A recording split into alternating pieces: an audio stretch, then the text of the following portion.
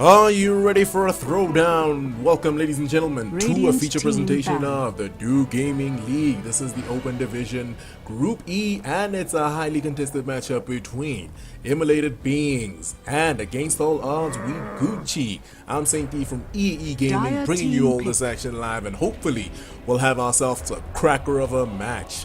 Down to the bans already from both teams. We've got Clockwork and Skyrim Mage being banned out from the IB side. They definitely don't want to deal with the tempo controlling hero that is the Clockwork. I mean, once this hero gets his key levels, because he can kind of survive without getting as much in the way of farm. He can survive a lot. 10 seconds remaining. And the biggest thing is obviously displacing a lot of the initiation from the opposing team. 5 seconds once he gets remaining. his level 6, he's going to start moving around the map just to try and control the tempo of the game. So Immolated Beings not really wanting to deal with that.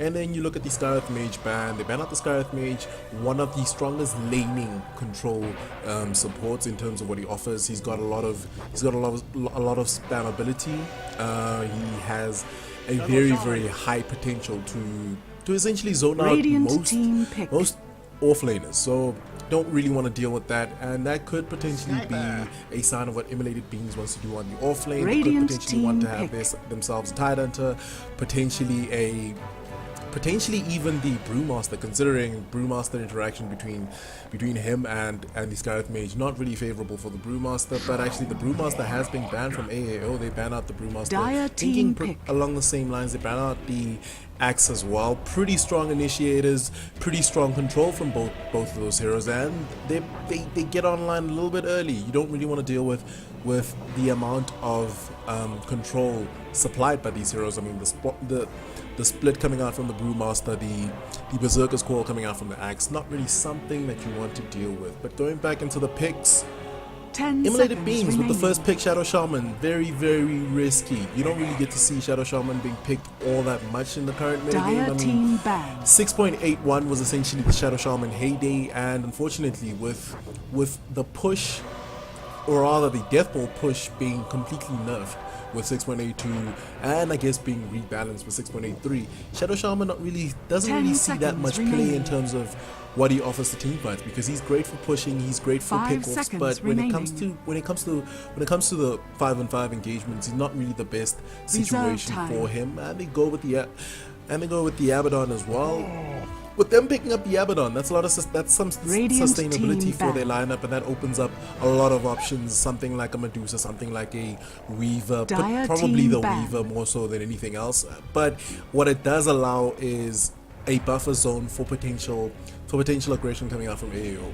And by potential aggression, I mean things like ganks, rotations. With an Abaddon, those things become a lot more difficult to pull off, and I think that's definitely gonna raise some questions in the AAO side. But they pick up a Sniper and a Troll Warlord. Roughly, it's pretty much standard fare for 6.83. I'd even go as far as saying these are the flavor picks of this patch. I mean, Sniper, once he gets out of control, he gets online very early, and with the attack speed offered to him by the Troll Warlord, those headshots are gonna hurt. And shrapnel's another one of those broken abilities in the current state of the game. So overall, they have the ability to take early Roches, take early towers as well, with both the Sniper and the Troll Warlord. So two very strong picks, and it's going to be interesting to see how Immolated Beings are going to respond to this. But going back to the bans, Tidehunter and the Bristleback being banned out for Immolated Beings. They are aware that AAO is in dire need of an offlaner, so they don't want to deal with another mid-game juggernaut in the Brewmaster, the Bristleback, and they don't want to deal with the control offered by Tidehunter, which is something that AAO is notably missing. They're missing a lot of control, because they have DPS, they have ways to take down towers, but control is going to be one of those big worries for this side. But going back to the bans for AAO, they ban out the Pug and the Juggernaut. Juggernaut's kind of fallen off to the wayside. I mean, in 6.82 it was very surprising if you'd see him be ignored up until the second ban phase, but nonetheless he is banned out. So no real early game to mid game carry for Immolated Beings as of yet, and it's going to be interesting to see what they pick up. But the puck, I like the puck because silence from a puck is not something you want to deal with the kind of lineup that AAO has. And the biggest thing about the puck is she can close the distance between her team and the sniper. So you don't want anything that can close the distance between the sniper. But now AAO, they pick up the dazzle. It's great for sustainability. It's gonna allow I guess the Troll Warlord and Sniper some very, very decent leeway once he gets level 6 with the weave. 10 seconds and remaining. His laning potential is also going to be pretty strong. I'd even go as far as saying their laning is starting to look a lot stronger than what Emulated Beings it has right now, because sure, Shadow Shaman has the disables available to him, but his short range doesn't make him the greatest of lane supports. And you don't really want Shadow Shaman moving around too much, because if his roaming potential is not reached, then you've got the problem where he's under leveled, and levels are very, very important for a Shadow Shaman. And it's going to be interesting to see what they do. AAO, they finally pick up something that allows them to have a bit of disable outside of the bash coming out from the Troll Warlord. They pick up the Ogre Magi, and there's a lot of tank ability and a lot of attack speed for the AAO side.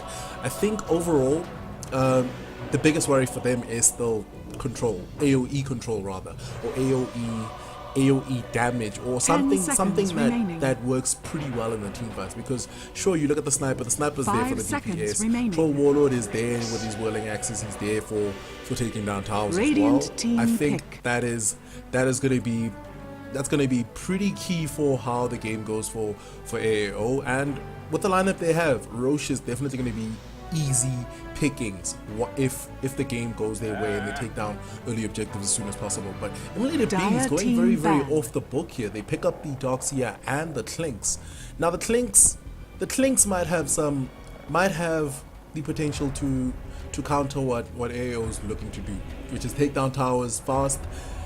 But the big question is, what is the game plan? Because there's no clear game plan with what Emulated Beings, and there's no clear synergy between what they have. I mean, you've got a Doxia who sets up great team fights, but what's gonna be the follow-up to the vacuum, to the wall? You've got the Shadow Shaman who's got great disables, he's got the ability to push a tower, but then what is the follow-up? You've got Abaddon who's going to be great for sustainability, but where is the damage? Outside of the Clinks, it's not looking as great for their DPS. So it's going to be interesting to see what they round their lineup up with.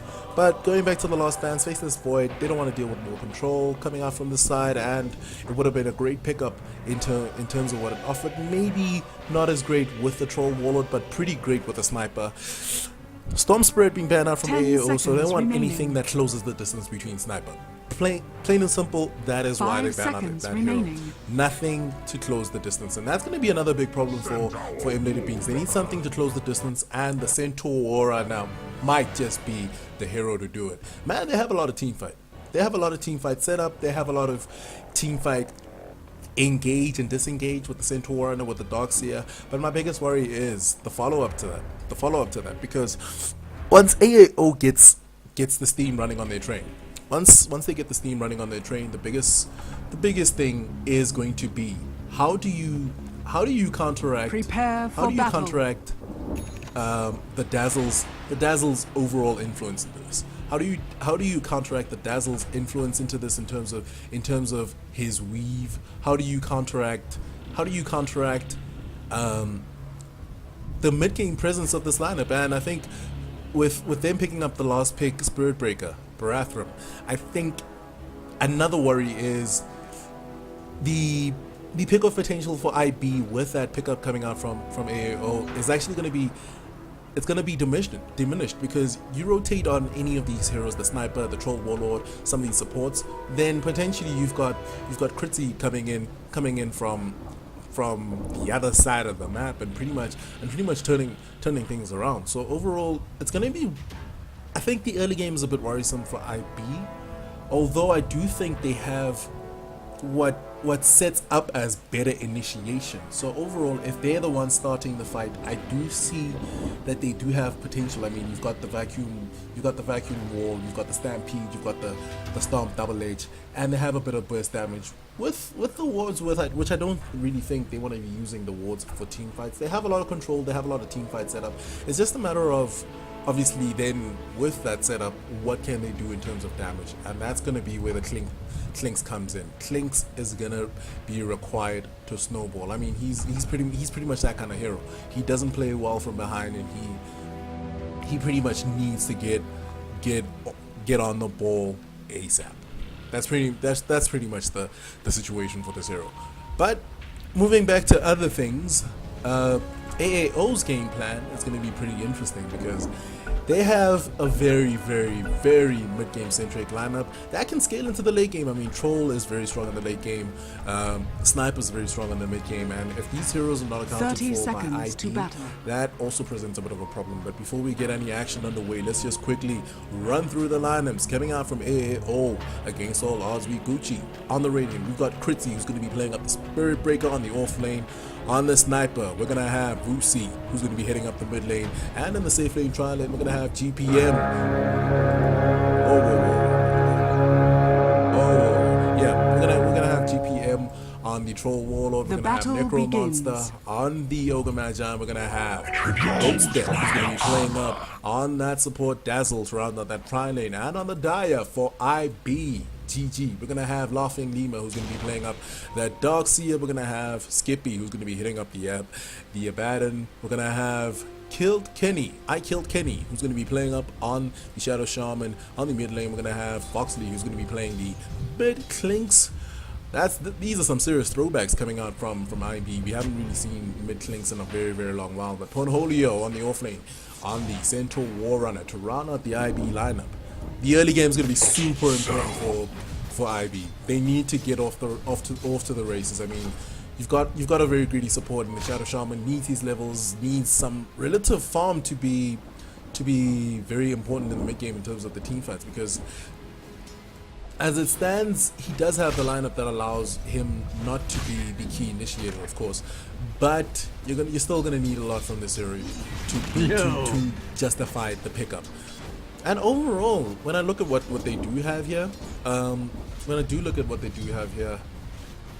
I do take note that Skippy playing up on the Abaddon, and hold that thought. We've got the shackles to fly into Kritzy. Kritzy might be in a world of trouble. He does not have his charge. He actually does level it up right now, as a creep just did die in his vicinity, so he should be fine for the most part. But Skippy is playing a core Abaddon, which essentially means that the support Laughing Lima is going to be playing up a support Darkseer. Now I'm not entirely sure if I agree with this. I mean, at this point, I think Skippy is gonna require a lot of space on this hero to become very useful in the mid game. And when you've got a very mid game centric lineup as AAO have, it's worrisome when you're going for the core Abaddon. We'll have to see if that works out, because another big thing for me is a support Darkseer really worth it? I mean, I feel like if they were going to go for the support Darkseer, they could have picked up something else that worked well in the jungle. They could have picked potentially a Sand King. They could have potentially picked up an Enigma, which pretty much will do exactly what the Darkseer is going to be doing, and they'll scale a lot better in terms of what they're going to be doing in the mid game, in the early game, and in the late game. So overall, I'm not entirely sure. I kind of disagree with the whole idea of picking up the Darkseer as a support, but as it stands right now, the CS chart looking pretty good across the board for AAO. If you look at the top two, it's a Troll Warlord, it's the Sniper. They're sitting at 16 for 9 and 12 for 3 respectively, followed up by the Abaddon, who's sitting on Skippy and the Abaddon, who's sitting on 12 for 2, and 11 for 0 on the jungle is Laughing Lima. So it looks like he's just doing the jungle thing. So they're playing the greedy. They're playing the greedy 4+1 support. Now that could be disastrous, because if that's what they're going for, then it could be punished. I mean, you've got a dual lane here that's not going to really stop Kritzy from getting as much levels as he wants to, and once he gets his levels, he's going to be moving around the map, which might be a problem for IB. But nonetheless, the matchup to watch is going to be Vusi in the mid lane up against Foxley. I reckon Foxley should be able to get some relative farm, but it might be worrisome if he doesn't snowball. and it doesn't look like he's going to be getting any amount of snowball because he's losing this matchup pretty hard. Sitting at 8 for 3 versus the 16 for 3 sniper, and that could prove to be problematic. You want this Clinks to be ahead, and hold that thought. It looks like the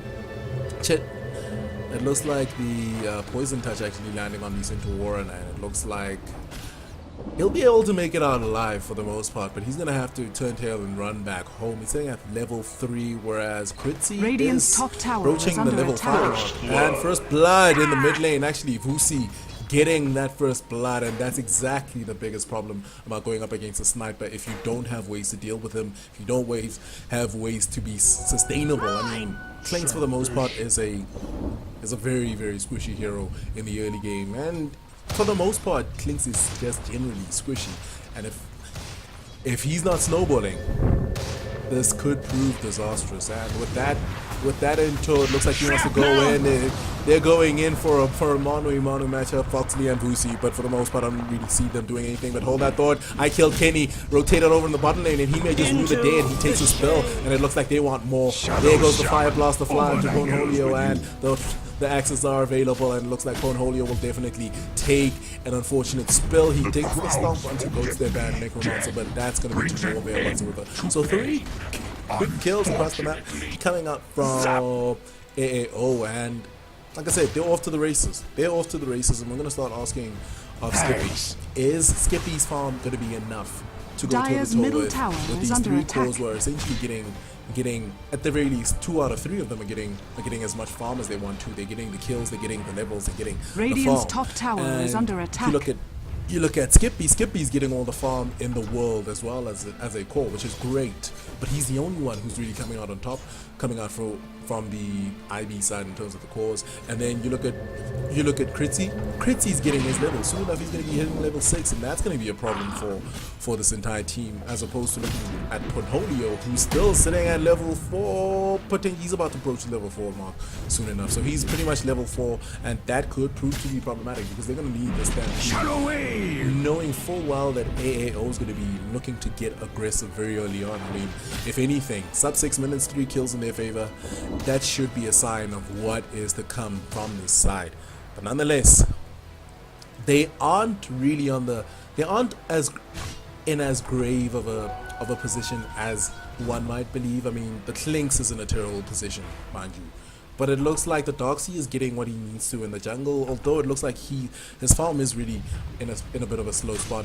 But Skippy is going to be the hope, and my reigning worry for Skippy is that he's not going to be enough. He's not going to be right-clicking enough in the mid game to be that much of a factor. I mean, you're going up against the Troll Warlord who's going to have his, but hold that thought, Stomp to fly into 2, and it looks like with the poison touch at the ready and the Fire Blast and the ignite, it doesn't look like Portfolio will make it out alive as Necromancer gets the kill. And with the shadow wave available as well, I don't see this lane going any other way. But hold that thought, we've got to pause, disconnects all around for the IB side.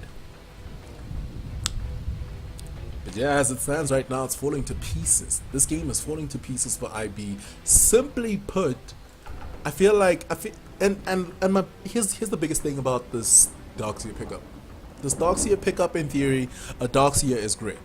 But what they're doing right now is they've got 4 cores essentially. And with 4 cores, we've got a very, very greedy lineup. And a very greedy lineup that's going to be going up against what proves to be a very, very strong lineup in the mid game. I mean, Sniper in the early game, he kills it, which is essentially what he's doing in the mid lane right now, as Foxley would be privy to that. Vusi's definitely winning that lane very, very hard, sitting at 39 for 3 versus 17 for 3 on the Fox and Clinks.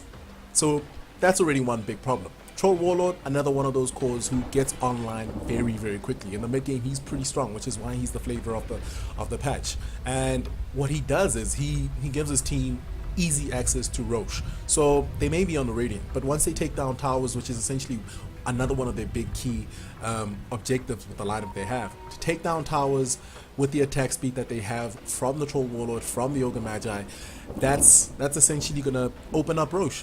Very, very easy things. So their mid game is very, very strong, and they scale very, very well with the supports that they have. They have the sustainability, they have they have essentially the sustainability, the control as well.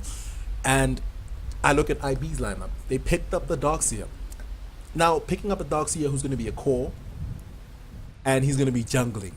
The biggest problem is Skippy, and I killed Kenny.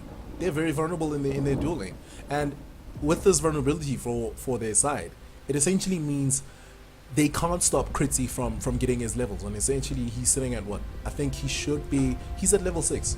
6 minutes in, rather 7 minutes in, he's at level 6, which essentially means he's gonna start being a factor around the map much earlier than Ponholio is going to be around the map. He's still sitting at level 4. So they're struggling in terms of levels, they're struggling in terms of farm, and because they don't really have another support who's going to be helping out the Shadow Shaman in terms of what he has to do. Shadow Shaman's going to be picking up this 6th spot, because once you have 4 cores and 1 support, it's essentially picks off. But hold that thought, it looks like they're going to go in. The charge is available, and with the dust available, Foxy's definitely down for the count, going to Critzy. And just as I mentioned, man, in the mid game, we're not even in the mid game as of yet, and already AAO getting off to the races. But the biggest problem with this Darkseer is essentially, in terms of support, they're putting a lot of weight onto the Shadow Shaman, and Shadow Shaman's not really one of those supports who's geared to be a 5. Shadow Shaman works best as a 4, and unfortunately, with the way that they picked up this lineup, Laughing Nemo's not a factor until he gets a lot of levels, which essentially means you're not going to have a support who's going to be helping Shadow Shaman with rotations. You're not going to be helping any of the other names with rotations until he gets his key levels. And hold that thought, Foxley might be going toe-to-toe with Fusi right now. Shrapnel the fly, the charge is available, and they might have the dust available to them, so Foxley might just be privy to another death. Do they have the dust? It does not look like they do have the dust, so Foxley will be able to make it out alive. And if he does show his face though, he'll need to be careful about the assassinate, because the assassinate will definitely be a big problem. They're contesting the runes, and it looks like Ponholio's might be in a world of trouble right now. The poison touch the fly, he does get the stomp off onto Necromancer, but they want to go in. Radiant's they're getting in very aggressively. Ping Pings are coming out over on this lane, and Shrapnel the fly to pretty much corral him away, and with those headshots he'll be down for the count as Brucey takes that kill. 6-0, ladies and gentlemen. 8 minutes and 30 seconds into this game. IB is just being torn to shreds. They're falling apart, and there's not much they can do. It boils down to the draft, man. This draft is killing their laning phase, especially considering how strong the laning phase is from AAO. It's not looking good whatsoever. As much farm as Skippy is getting, he's not going to get anything done in the mid game with the way the rest of his lineup is falling apart. It's really looking it's starting to look disastrous. We're 9 minutes into the game, ladies and gentlemen. For those of you just joining us, this is a best of 3 matchup between AAO and IB. Radiant's top tower now, is under AAO attack. really overrunning the game, sitting at 6-0 on the kill score. And if you look at the CS chart, the Troll Warlord GPM sitting at 60 for 19 on the CS chart, followed up by Skippy on the opposing Abaddon, who's sitting on 58 for 13. So he's definitely getting his key farm, and Radiant's the sniper top sitting at tower 58 is for under 4, attack. whereas the Darkseer in the jungle 42 for 0. But hold that thought, on the mid lane, it looks like Foxy might be in a world of trouble. The assassinate catches him without a doubt, and it looks like I Killed Kenny might be next on the hit list.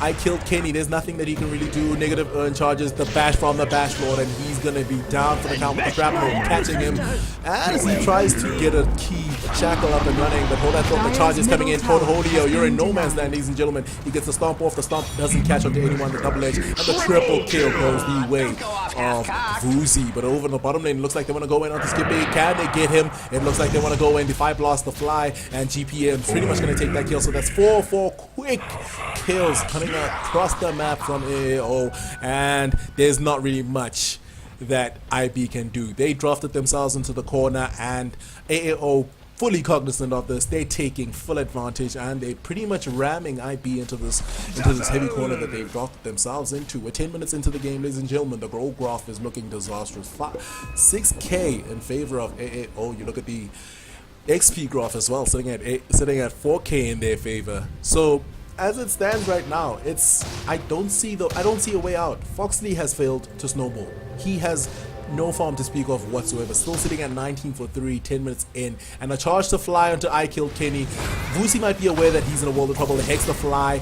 And there's 4 heroes converging. And Vusi's definitely going to take a spill. So that's a mega kill streak going your way of Foxley. And it looks like Necromancer might be in a world of trouble. The charge is coming in. And I Killed Kenny probably going to take a spill. The bash to come in. And the Stampede is available. And it looks like he'll be able to make it out alive. That's 3 quick kills coming out from IB.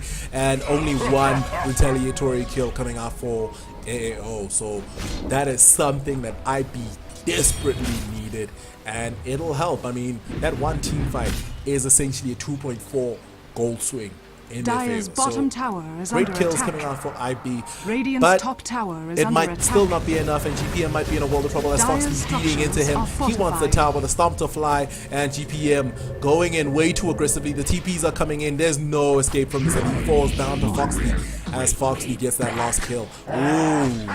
AAO being a little bit overzealous, and Dire's Troll bottom Warlord tower has been down denied. for the count indeed, and the tower denied as well.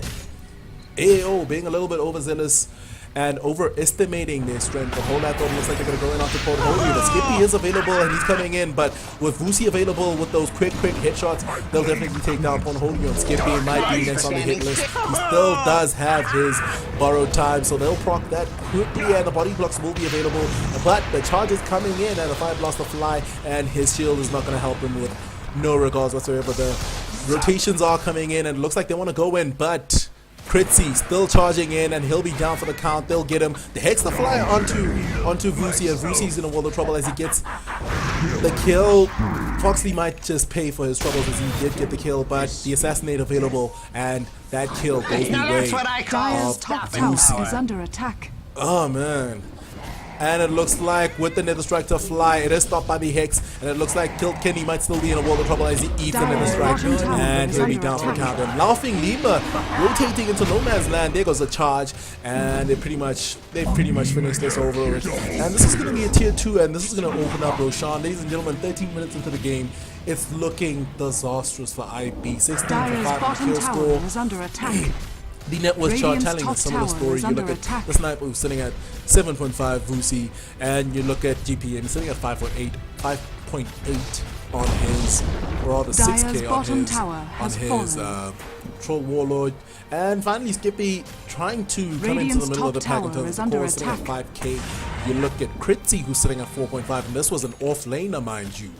So he's very, very close to catching up to Skippy, who was a safe lane farmer who had kind of a lot of space to farm up. So overall, just the economy game is going way too well for AAO. The Stampede Radiant's available, top but the tower charge is is under available, and attack. definitely going to take down I Killed Kenny. Radiant's top tower The Aquatic has Shield is fallen. available, and there goes the wall, the vacuum, and disaster might strike for AAO as they're about to lose GPM. So with the support for a core, but Laughing Nima's going to take a spill as the Shrapnel is available, and it looks like a 2-for-1 right now. Can they get anything further? They're trying to go in onto Critzy. Critzy does have the charge, so he'll be able to make it out alive, and the question is, can they get Skippy? It looks like they want to get something onto Skippy. The Shrapnel is available, and with the Ignite, Skippy's in a world of trouble. He doesn't have borrowed time, but he does have his Aquatic Shield.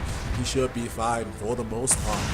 But this is still disastrous, man. With sub 15 minutes in, and this team has just fallen apart. And I hate to hop on a point, but it goes back to the draft. It goes back to the draft. I mean, for the most part, Doxy is not really achieving anything because of the position they've placed him in, and because of what they've drafted around this lineup. And as I said, they've got a lot of setup for team fight with the Stampede, with the Stomps, with the Double Edge, with the Vacuum Wall. But the biggest problem is, what's the follow-up to that? Radiant's top tower as is soon under as attack. AAO come in, you've got the charge, you've got the whirling axes, they've got a lot of disable, they've got a lot of slows, and they have a lot of right click already in the game. Radiant's I mean, top the snipers tower dealing is under upwards attack.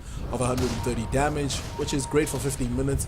And mind you, that's deceptive because he does have the Troll Warlord backing him up, which means he's hitting a lot faster, and because of that, a lot harder.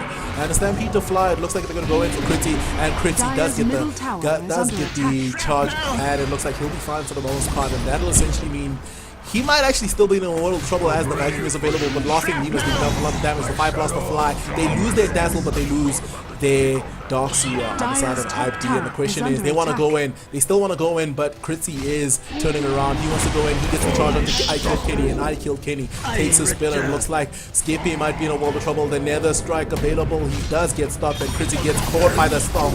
And Dire's they top do lose tower Portfolio is on the under backside, so it's a 2 for 3 right now, and Necromancer might be the third casualty of war for AAO, but 4 casualties of war coming out from IB's side, and that essentially means AAO winning this fight, the sloppy fight, handedly nonetheless. A buyback actually coming out for the Spirit Breaker, so 3 for 4 actually still in favor of AAO, but it's Dire's kind top of tower even with is under attack. the buyback coming out from Kritzy, as Kritzy will probably not be able to really achieve anything with the buyback, so he could have probably, but then again, we're still in this very, very early portion of the game where he's still in a fine position. But Foxley, under guise of his skeleton walk, he's going to try and dissuade these guys from pushing in, but it looks like Portfolio wants to get aggressively. He goes on the ghost there, but the charge is available for him, and he's going to be first casualty for this team fight. Foxley about to be next on the hit list.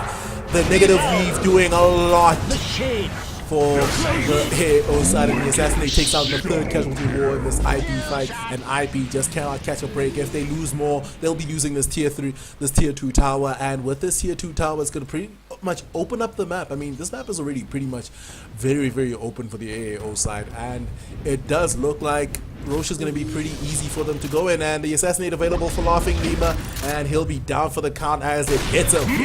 4 quick kills going Dire's the top way tower of is under AAO attack. once again. AAO looking pretty masterful, and pretty much handing out Dire's a top beat down to tower has IB. fallen. IB need something strong, and I don't see it happening in this game because the Clinks has nothing to speak of. He's trying to make his way into getting the Orchid, but it comes back to the top Starseer tower is pick. under The attack. Starseer pickup is not achieving anything whatsoever, and even if they have the Radiant's initiation, bottom they tower get a is under 3-man attack. stomp, the double edge to fly as well. Stampede's available, but Portfolio is still gonna die as the Shadow Blade deals massive amounts of damage. Skipping being forced to use the bar time, Radiant's and bottom they tower lose. is under They actually attack. lose GPM in the melee, but nonetheless, this is still gonna be an AAO fight. The wall, the masterful wall catching Dire's full, but top still, tower Skippy's is gonna under lose his attack. life right now, and it looks like Laughing Lima's gonna be next on the hit list. Kritzy might actually die in the periphery as he gets caught by the wall, and 2 for Radiant's 4, ladies and bottom gentlemen. tower is But under AAO attack. still looking pretty strong. They're going to be trying to take down this tier 3,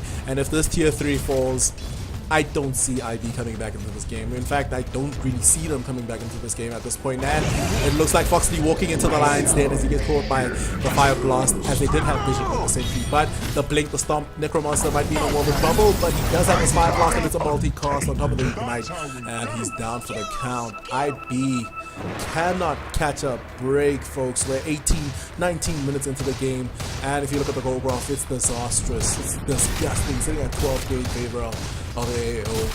The XP graph sitting at 12k as well, and at this point, AAO would have to make a lot of mistakes. They'd have to make mistakes of catastrophic proportions if IB were to hope to come back. And even at that point, it's still not really a comeback mechanic. Clinks plays terribly from behind. Darksea is not really offering much apart from the walls, the vacuums. His early game really meant that they were not going to be able to get anything of use, and once again, I have to question IB going for the 4 cores, IB forcing a 4 support hero to essentially play that 5 support and hold that thought. Looks like the Stampede to fly. Actually, it's actually to secure the escape for the IB side, and Kritzy might be caught in the lion's den right now. He does have his Dagon, but he's being dealt a lot of damage. He does get stopped from using his Nether Strike with the Stomp, but he's down for the count as Clinks gets that kill. But support is well on the way, and it looks like this might be a world of trouble. Foxley's in a world of trouble. He does have the skeleton walker sentry being plopped down in the middle there to make sure that he doesn't really get any advantage from that. So they lose Kritzy Dire's for middle a tower very silly is under dive, attack. mind you. That was a very silly dive, unnecessary. They don't need to be giving away some of these kills to IB, because sure, one might make the argument that they are very, very ahead, beyond the point of actually IB mounting a comeback. but you kind of always have to be worried about the rubber band effect. It's not as great as it used to be in the initial iteration of 6.82, but you always have to keep that in the back of your mind. And 3-4 pickoffs that aren't favorable on these very, very farmed heroes could prove actually pretty big for IB. I still don't see them really coming back in light of the deficit that they're currently experiencing. I mean, if you look at Vusi right now, sitting at almost 14k on the chart, followed up by GPM sitting at 9.4, and the only one really coming close to that from the IB side is Skippy on 6.9. Hold that thought. Assassinate a fly. Looks like Conholio being dealt some damage with this. And it looks like I killed Kenny. I'll kill Kenny.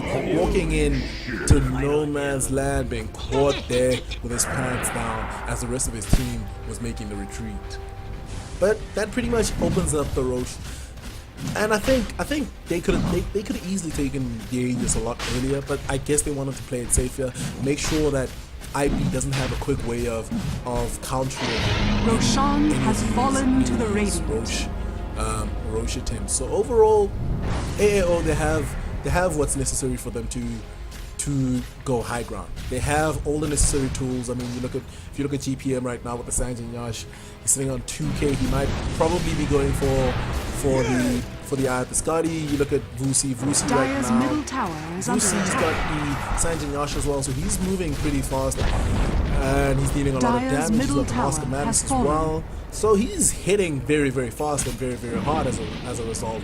And it looks like they're going to be pushing high ground with no real defense. They're going to try and mount the defense. IB, if they lose this fight, this game is pretty much over. And I'd even make the argument and say this game is pretty much over 7 to 8 minutes ago. Dire's And looks structures like are they're going to be fortified. They're going to be Dire's there's no middle real tower way to is mount under defense. attack. I killed Kenny. He's going in aggressively. He pops the wards there, and the wall, the vacuum is available, and it looks like Foxy might actually be in a world of trouble. The Hex the fly, the Shackles the fly to Necromonster. Fires the fly to I kill Kenny. They lose the Dazzle, and I kill Kenny's going to be next on the hit list. They've lost Portfolio. They're about to lose Skippy. Potentially, he does have bird time, and they actually give him a lot of help getting him back to full health, but there's no real damage. But it looks like they might just lose Radiant's GPM, but actually they bottom don't. So it's a tower is 2 under for 4 attack. engagement, and this is gonna equals Rax, Dire's and middle this tower could be is under attack. the game for AAO. AAO looking really, really masterful in this game 1 of this best of 3 matchup, and pretty much showing exactly why they're going undefeated. And it looks like Foxy's gonna go into the lines there Radiant's as we bottom move it tower forward. is under Shrapnel attack. dealing massive amounts of damage. They pop the Aegis, and it looks like GPM Dire's middle will tower still be is under alive, so attack. he's gonna be beaten down. Dire's middle tower has fallen. on these barracks. And Radiant's bottom tower IB at this point, has been denied. there's not much they can do. There's not much they can do. Honholio tries to get a stomp, he gets a stomp, and the vacuum available for these two heroes, it gets GPM Radiant's and Critzy a top little bit tower is low, under attack. but there's not much to be achieved from this. On the flip side, on the brighter side for IB, on the brighter side, they do still have their Rax. They did not lose Rax, they only lost the tier 3 tower. So the silver lining on a very, Radiant's very top dark tower cloud is under attack. is that they did, I guess, mount a respectable defense, even though it cost them 4 heroes. And as it stands right now, if you look at the buyback status, not a single buyback for the team on the Dire. IB in a world of trouble. Hold that thought. Skippy might actually be in a world of trouble. He's looking to go aggressively on the Goat Step, but the Stampede available. There's no real way that Goat Step and Party are going to be doing anything further. And hold that thought. The charge to fly, and looks like they want to go in onto Foxley or Pornholio, but at this point, AAO is going to make mount another high ground push, and I killed Kenny. Caught between a rock and a hard place. He's pretty much melted. 2 pot shots and he's down for the count. And with the defensive move to fly, Dire's middle barracks are under attack. there's no fighting this. There's no fighting this. The Rax are going to Dire's fall middle with no barracks mounted has defense. fallen. And without Dire's the middle wards, barracks there's no has real fallen. damage coming out from IB apart from, I guess, the wall. The wall is available, and this could potentially be their last shot. And the start to fly onto Skippy with that same tool creep, and it looks like Portfolio is going to be down for the count as he eats the charge. The bash onto Lima, drafting Lima, Critzy, the backdoor, he just deals massive amounts of damage. The 3-point multi-cast fire blast, and it looks like Skippy's going to be next on the hit list. The dust is available, so Foxley is C. He's not going to do the smoke and mirrors here. And Aiko Kenny going to put on the shackles over onto GPM, but this game is over, ladies and gentlemen. It's a 5-man right for AAO, and rightfully so. Skippy calling the GG call, and AAO handing down a beatdown to IB. Radiant's bottom. As it stands right now, that's game 1 going handedly in the way of AAO. Against all odds, we boot you. And if anything, Vusi farming like a beast, killing like a beast, just creating havoc around the map. The supports doing as much as they needed to do. GPM farming up a storm, making sure that he can supplement what Vusi brings to the table. Critzy moving around the map as well, causing a lot of chaos and creating a buffer zone for against IB, so they couldn't really get past that point. And for anything, IB lost this game in the drafting phase. With that Darkseer pickup, on top of having a Shadow Shaman, you've got a hero on 5 who's supposed to be playing 4, which essentially means he's going to be suffering a little bit more in terms of levels, a little bit more in terms of farm. And then you've got the Darkseer who's not giving anything into the early game, and that's essentially all your lanes lost. But nonetheless, ladies and gentlemen, that was against all odds taking game 1 of this best of 3 matchup in the DGL Open Division. I'm Saint D from EAE Gaming, and stay tuned as I bring you the action live in game 2 as IB hope to bring it to even square.